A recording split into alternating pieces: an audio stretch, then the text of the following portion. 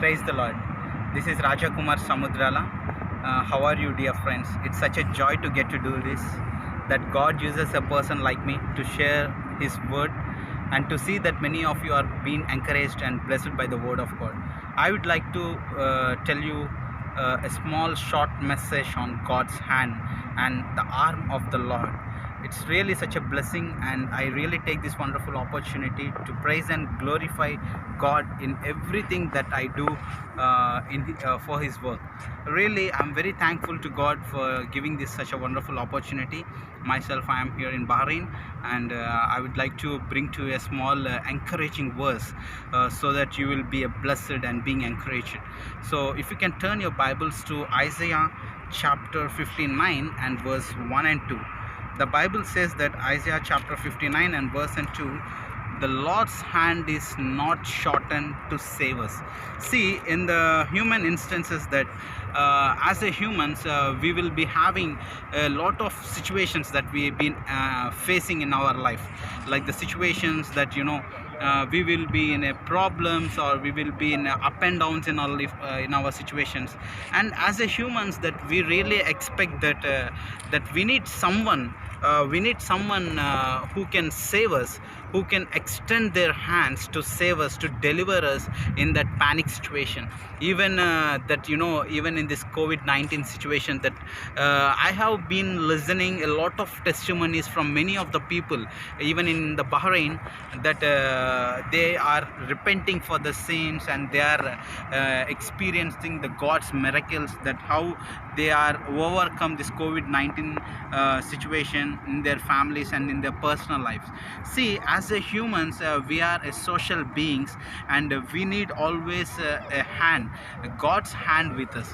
Even the Bible says that in Isaiah chapter 59 and verse 1 and 2, the Bible very clearly says that the Lord's hand is not too short to save us, not too short to deliver us.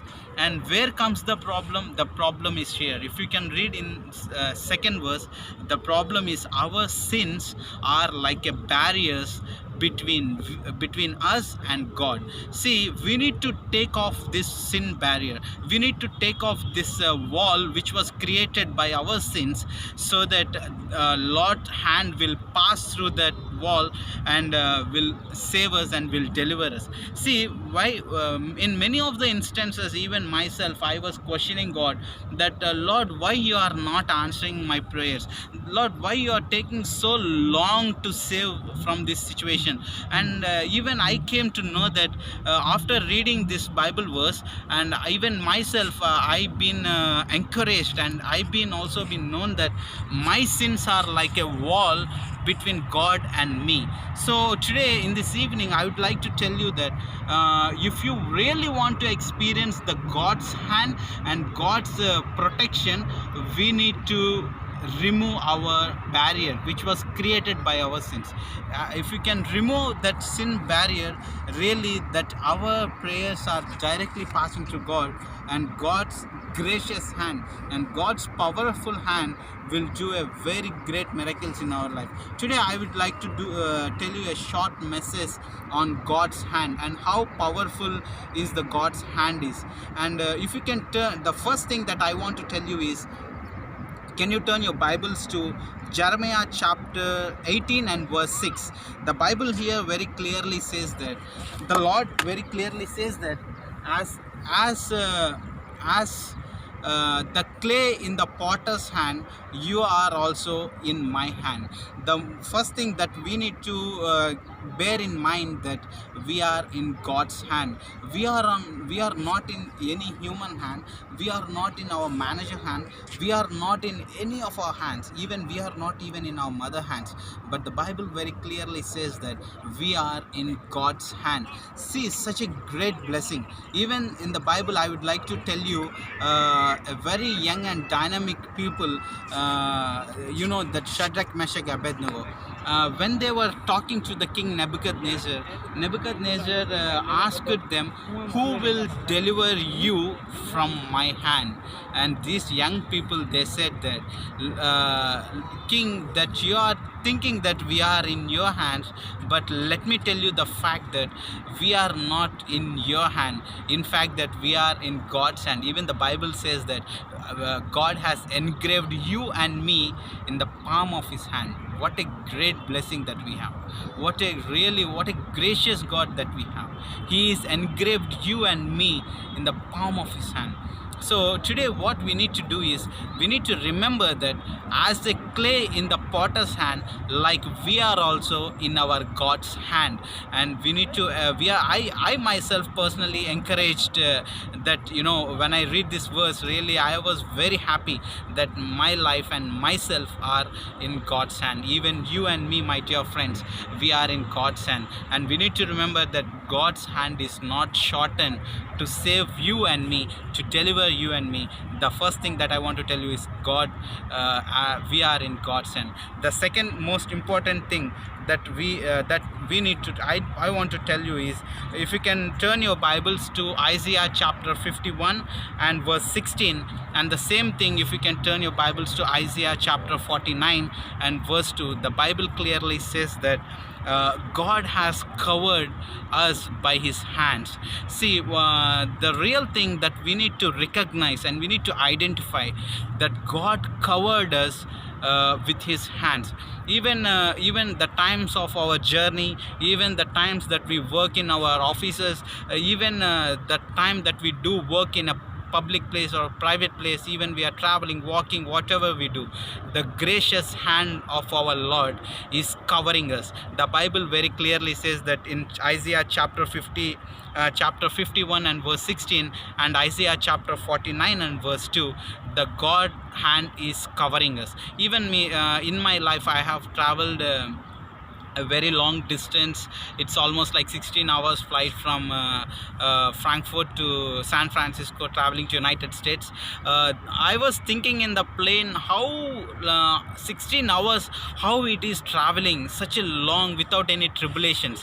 The core thing that what I recognize after reading this Bible message, that the God's hand is covering you, and God's hand is covering me. God's hand is covering the environment which we are living in. God's hand is covering everything that around us, so that the oxygen level, so that the air level, so that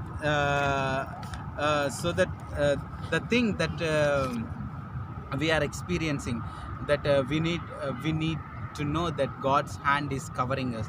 The third important thing that that I would like to emphasize you, that God extends his hand to deliver you and me from the situations. There in the Bible, if you can see in the Exodus chapter 7 and verse 5, the Bible says that God extends his hand on the Israelites, and to save the Israelites from the bondage of slavery. They were under the slavery of almost like 400 years under the leadership of Pharaoh, and God extended his hands on the enemies of Israelites. And we already know that there are 10 plagues where the Egyptians have experienced, and God extended his hand and delivered the Israelites from that slavery situation. So I would like to tell you that God's hand is extending towards us to save us, to deliver us, and to have and to deliver in all the situations that we are facing in our life. And the fourth important thing that I want to tell you is, God raised up his hand. See, when God raised his hand, it's such a blessing to us. When God's raised his hand, meaning we are in a great protection that God is keeping us. As a people of children of God, we need to always keep in mind that God's hand is with us, and God's gracious hand is with us, and God's always have a great care and concern for us. That's why the Bible says that even the mother and father may forsake you, but I never forsake you. I will never forget you. I will never leave you as orphans. See, such a great God that we have. But the only thing that we need to do is we need to confess, we need to repent for our sins, and we need to remove the barrier which was created like by us, the sin barrier, so that the Lord's hand is not shortened to save you and me and to deliver you and me. And I would like to tell you the fifth thing that I want to tell you is that God shudders his hand on our enemies. See, when shudder means shaking, God shake his hand on the enemies of us. So when God shakes his hand on our enemies, and our enemies will be very fear, and they will be very fear on us and also on God. So when God shudders his hand on our enemies, it's like that God is doing a great miracle in front of or against our enemies. That's why the Bible says that you have anointed my head in the presence of my enemies. See, it's such a great and blessing that God has doing, right? So I would like to conclude this message. See, the first thing that we learn and from the verse, that God's hand is not too shortened to save us. And the first point that I have told you, that we are in God's hand. And the second thing that I have told you, that God covered us by his hand.